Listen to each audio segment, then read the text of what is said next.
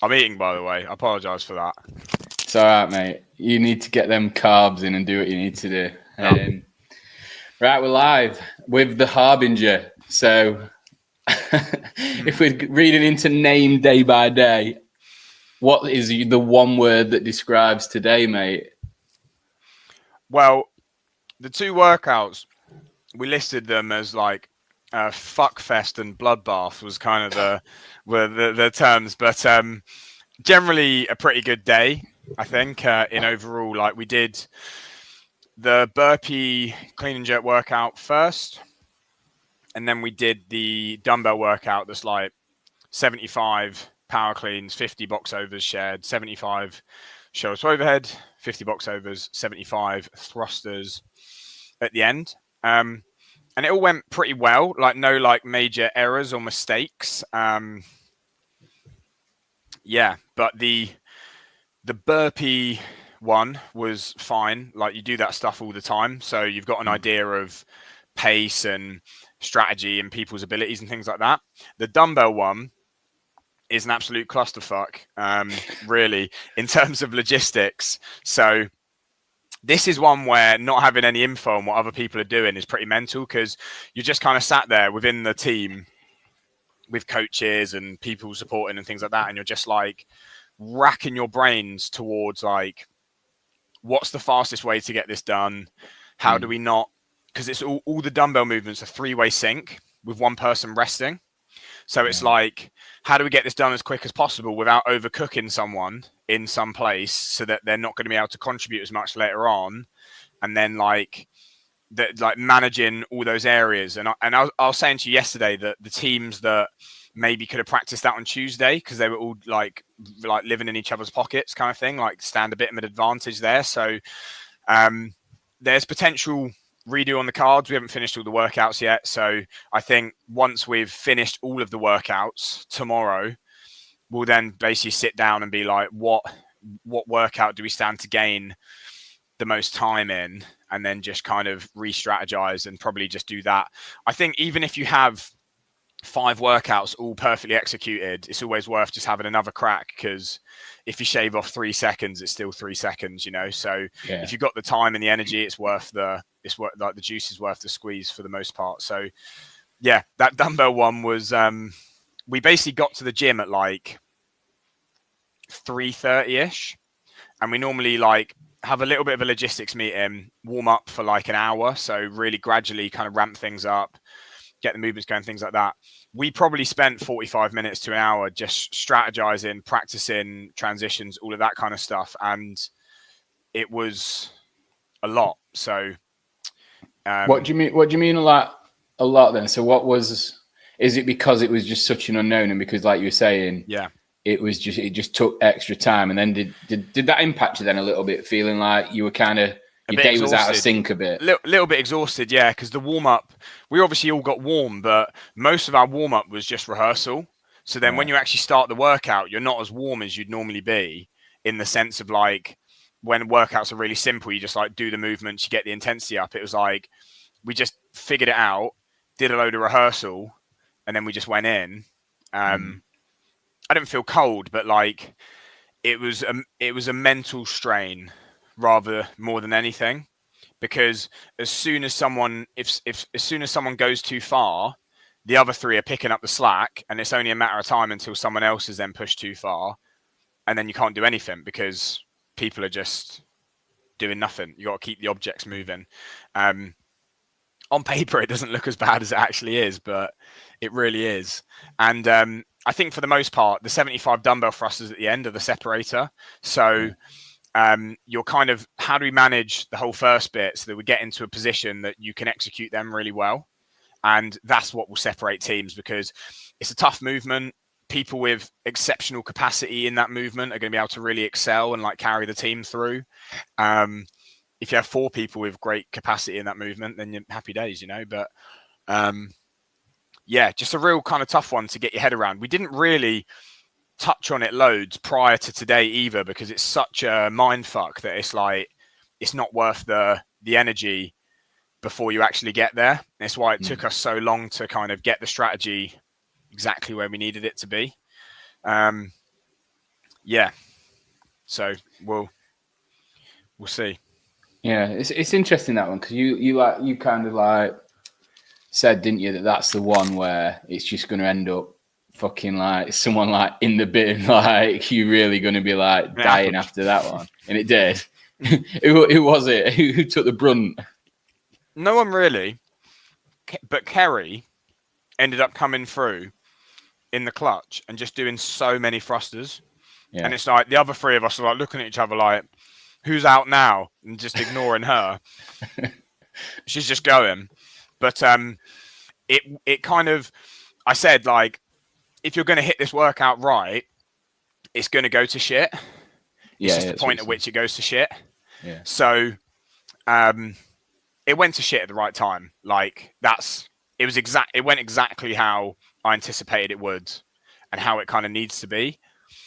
So in review, the only difference is the strategy for the thruster changes a little bit. So we get there in the same time and we just try and shave off time by just managing ourselves a little bit better because we all know what kind of nick people are going to be in now when they get there.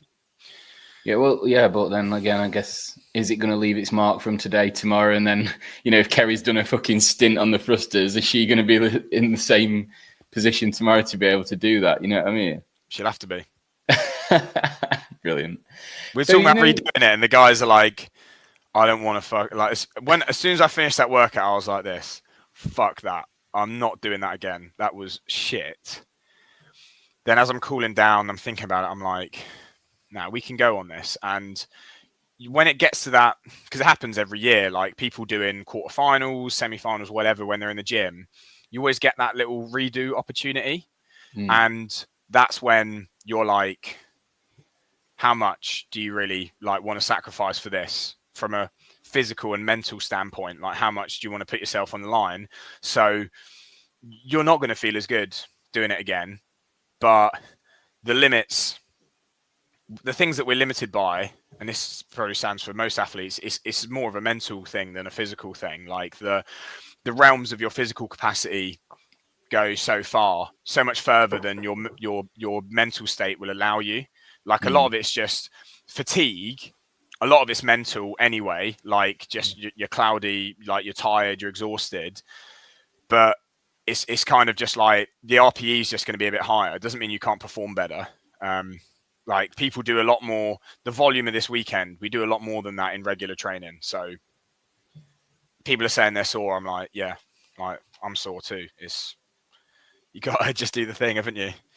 Yeah. Well, yeah, I guess so, mate. So like, like when it's so, I kind of find it fascinating, like the psychology of having to like have no idea when all the way through your sort of career in this sport, in the teams, you've had that idea of what you need to do a little bit more because of the leaderboard being open. So like, I don't know, knowing that everybody's in the same boat as you, does that make it, I don't know, like, does it make it like a little bit better than being able to see because you can only concentrate on you? So does that make you more focused and dial into the things that you can control rather than overanalyze the stuff you can't? Because you can look at a leaderboard, see someone's done better than you, redo knowing you can beat them, but they could have redone anyway. So then you might redo the wrong workout, if you know what I mean, rather than, you going against teams that are in your starting. Yeah, our starting point is like, let's look at the workout based off our expertise as coaches and our experience with athletes and teams, things like that. What is the world record time in this workout? Sorry. And then work it back from there. What are the movements? Who are we working with? Where do we stack up? And generally, all the workouts we're like, here's the time for this workout with 0 transitions, every movement unbroken. It's obviously impossible. Yeah. Here's what we think the world record is going to kind of be. Based on what it is, we're like, this is where our score is going to be. And pretty much all of them, we're like pretty close to that. So if we were miles off the predictions that we're making, we know that it's gone really badly. And at the moment, we're hitting everything around the realms of what we understand. Because obviously with open workouts, it's like you just wait until you see someone who's fairly similar to you or something like that do the workout, or you see someone who's better and you're like, well, they're probably like X% better and they're this, that, and the other, and you can kind of figure out where you're going to fall. You obviously don't have the luxury with this, but you basically just have to pull on experience, expertise, and just calculations to try and assess where it should be, and then see where it is, I guess. Yeah. So what we got left tomorrow then? What's the workout tomorrow that you're going to be doing? It's the much anticipated it's the run, isn't it? run. Oh, well, that's fine because you workout, can after you've done the gymnastics in each round, you get a rest for 3 minutes outside, just having a lean against the wall. In the car park, yeah. Yeah, that's well, Mike runs with his GPS watch or some shit like that. I don't know. Yeah. So, what do you think for that one? Is that a good one for you guys? I know you've got a decent run route, which is flat, which is cool. Yeah. Last year's semi-finals, we did 5 rounds, 800-meter run, 15 worm thrusters. So fairly similar. And that workout was very much dependent on your weakest runner. And that was quite a good placing for us. We did quite well in that workout.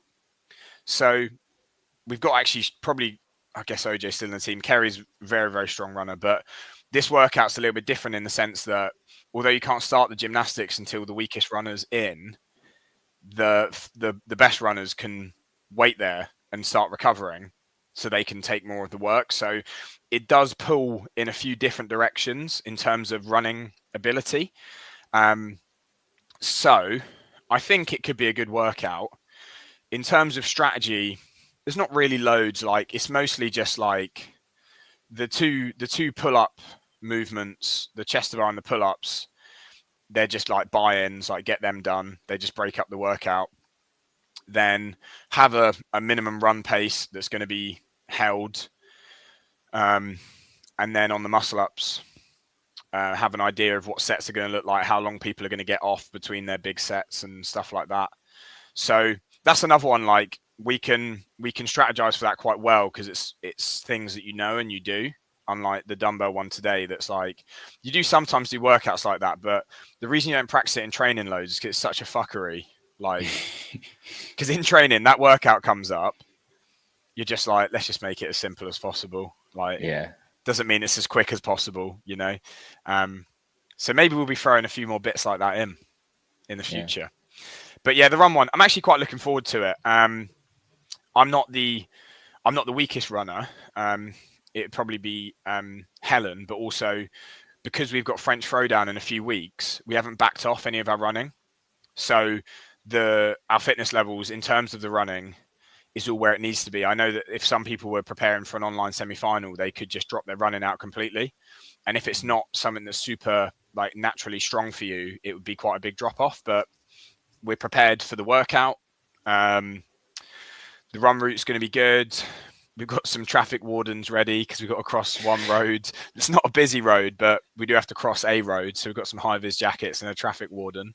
You know, sod's law and all, there'll be some dickhead Sunday driver just pulling across it just as you get to that point as well, won't they? If you don't get somewhere. You've been to Blueprint, right? So it's only the road that's outside the gym because we're basically going to just have to cross that and then go down like a road that's on an industrial estate. But it should be pretty smooth. If someone royally fucked it on one of the runs for us, we'd probably just have to hit reset. But it's not loads of time. It's like we're going to cross that road 6 times. In not like so we hopefully get lucky with it. Hopefully it's not pissing down with rain either. Making the gymnastics grips wet. I'm like looking outside now. I'm like, we can't control it. I'm not even going to look at the forecast. I'm not even going to look at the forecast. Yeah, so actually feeling really good right now. I think the spirits are quite high. Like, no one's that happy that we might have to redo that dumbbell workout, but today was a big day. 2 really, really tough workouts, and the level of stress and anxiety is just kind of like coming down now as we just bank more scores in that we think are the best that we can do. So should all be good for a big finish. Is it? Do you think with that dumbbell workout? I know, like, circling back to it, is it one of them where because it is just such a fucking crazy workout, it's impossible to feel satisfied with it however you go, because it's just, like you say, just such an unknown. Like I said, if you're scrambling, you're like, right, we can make up time. If you're clean, you're like this, not fast enough. So I imagine if people are slipping in redos, it's going to be that one out of any of them. It does take its toll on the body, but then that's where the fitness comes in. Like if you're training enough, if you're fit enough, you're going to have the ability to do high quality redos. So that I'm not really worried about that at all. And is tomorrow then, after you've done the workout, is it basically there's only going to be one redo regardless, unless you get run over on that run and have to start that again? Yeah. Yeah. Doing the run twice in the same day, like the guys are probably looking at like 40 plus muscle ups. Yeah. So I don't know if anyone fancies doing 80 muscle ups in a day. Yeah, it might be a bit of a stretch, right? So I'm going to let you go so you can crack on, but I have one question for you before you go, which I thought were quite interesting. So based on, not based on how things are going so far, it's impossible to sort of categorize it, I guess, but obviously Amy Kringle, Harry Lightfoot, and your team are at a Blueprint. Who do you think has the best chance of making the games out of those three entities? I'd probably say us. And that's not because I don't think Harry's in good shape at the moment. I think the margin, like we're top 20 in the world to make it. And he's got to be top 11. And it's individual. It's just like fucking mad. Like the level for those guys to qualify individually, you just can't rely on it at all. I think the teams, the reason there's a bit of a larger margin for error is because it's 20 spots. We've got the workouts and we're like, they're not bad workouts for our team by any means. So that's another tick because we haven't got the workouts for those guys. And then also having 4 people in a team, like one of these teams that could be really competitive, one of them might just have an injury. That means that they can't do one of the movements. Like they've just fucked their knee up or something doing the front squat. They can't do this thruster workout, or they're not going to do barely any of the work. So because for teams, there's so many pieces to fall in place for you to kind of get it right. And the fact that things I think are moving quite smoothly for us, I'm not very confident, but like I know we're doing the right things in order to qualify and do that. With those guys, the margin for error is so small. Like I only see that's kind of the sentiment of the gym. Like no one's taking anything for granted. No one thinks they're going back. Like between him and Amy, it's just about doing everything within your power to be able to go back. But yeah, I was actually talking to Mike about this earlier because it's really interesting. Is that the way that the games have structured things this year is kind of like in the future, they just want athletes to kind of put the games in their calendar as like another high level competition rather than going back to like in the 2010s somewhere when it was like the Olympics of fitness. So say it's top 11 and Harry gets better and he doesn't qualify. Next year, it's like, well, I'm not going to put my whole year into that very fine margin that could be fucked over by some weird workout with a running in it or something. I'm going to do the game season, but I'll just put it in the calendar with the other stuff that I can win more money at, compete against the same / better people. And it's like, so that's how I feel right now. And I think it's probably similar for teams as well. Like we've got other team stuff planned for the rest of this year, regardless of the game season. We've put everything into this, but what I think is that they needed to have a rallying call this year to go back to the golden age. I don't know how they would have done that, but it doesn't feel like the Olympics of fitness anymore to me. Like it's a super high level comp, but do you know what I mean? I don't know if the sentiment kind of people feel similar about that or not. Yeah, I do. And I don't know do you think that's because some of the athletes have chose not to do it, or do you think it's because of the way the season is structured and with less spots available? I think it's a combination of all the things, because I have no issue with them being selective and making things like, I'd have no problem with there only being 20 teams, but then it's like, if you're going to go for it and it's only 20 teams, you want to know that the test you're doing is fair and legitimate. Whereas going for 20 teams or going for 11 online spots individually in an online competition where there's a lot of margin for fuckery, it's like, I don't know, it's like you'd rather allocate your time and efforts maybe somewhere else, or you just kind of spread it a bit more, you know?